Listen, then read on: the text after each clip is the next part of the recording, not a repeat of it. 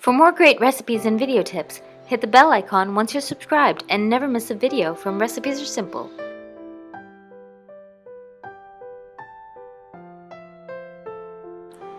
So hi guys, today we're making a North Indian Garam Masala. Now Garam Masala is basically a blend of spices that is dry roasted and then powdered. This particular blend is excellent and gives your North Indian and Punjabi dishes and your restaurant favorites a really spectacular taste, and I really recommend it. Some of the spices are a little hard to come across. If you don't have any of these, you can just omit them, but these are the spices that bring about that authentic flavor in dishes like butter chicken. This is an original recipe by Recipes Are Simple. I hope you enjoyed, and I hope you will let me know if you tried it in your dishes. So here are some of the ingredients that we're using in our North Indian Garam Masala. Besides what is shown here, I'm also using rock salt and cinnamon.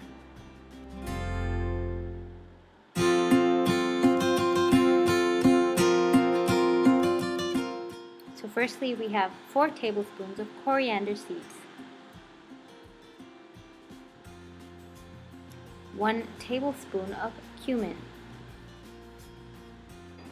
and here we have a teaspoon of shahi jeera or caraway seeds, which is similar to cumin but stronger,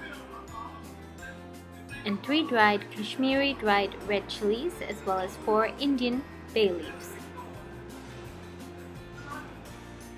Here we have 10 cloves, and we also have a 1/4 teaspoon of clove stems. Now this smells similar to the clove and is actually the stem of the clove flower.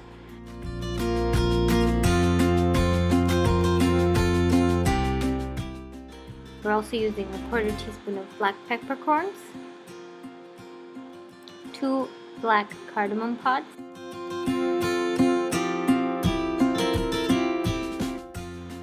3 regular green cardamom pods,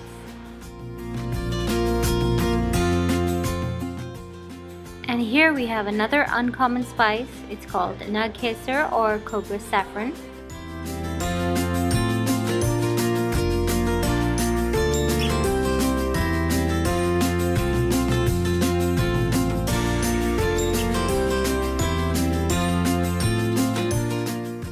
I'm also using a piece of nutmeg that I broke off of the whole spice, approximately half of the nutmeg, which comes to just a little less than half a teaspoon.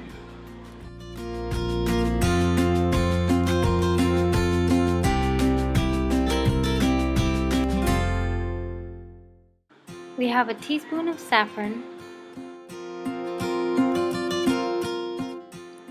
and here we have another less common spice. It's known as black stoneflower, dagad's pool or kalpasi, and we have 1½ tablespoons here. It's rather thin and paper-like. Now, of all these spices, I think the clove stems, the cobra saffron, as well as the stoneflower should be the ones that are harder to find.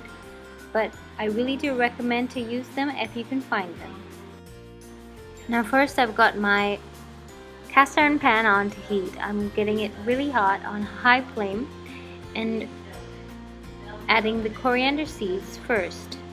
These go in first, and afterwards we're going to reduce the heat and add the rest of the spices, starting with the cumin and the caraway seeds.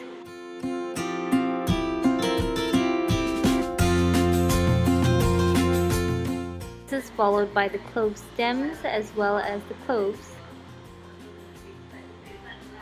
the black peppercorns, cobra saffron, the green cardamom as well as the black cardamom,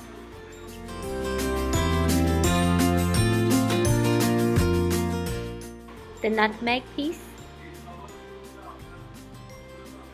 and by now you should really start to smell those coriander seeds. And the spice mixture should be somewhat hot. To this, we're going to add the stone flour as well as the dried red chilies and the dried bay leaves.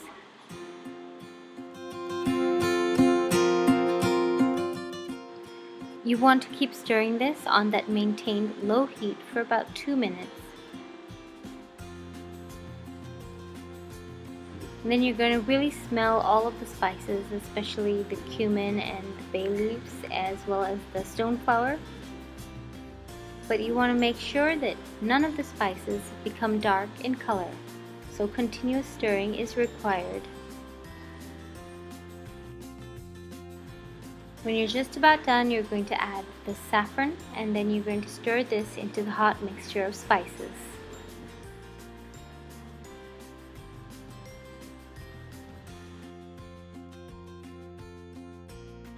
Now I have actually forgotten to add the cinnamon, but I did add it later.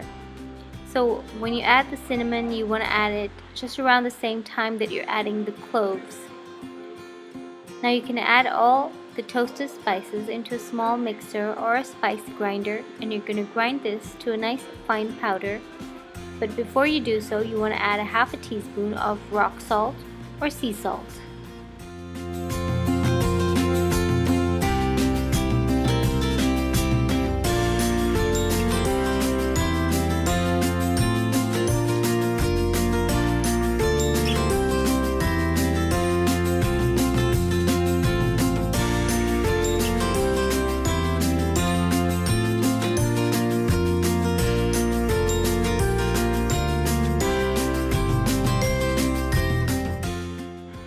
So I've ground that to a powder, and that's when I remembered that I forgot to add the cinnamon. So it doesn't matter because the spice mixture is quite hot. I'm just going to add it in there and grind. So that's my really useful and handy North Indian garam masala for delicious butter chicken, paneer butter masala, and your favorite restaurant and dhaba favorites. I hope you will try the recipe and let me know.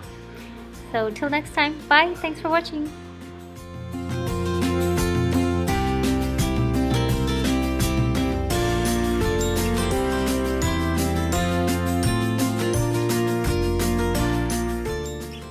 If you like my videos and recipes, please don't forget to subscribe, like, and leave a comment.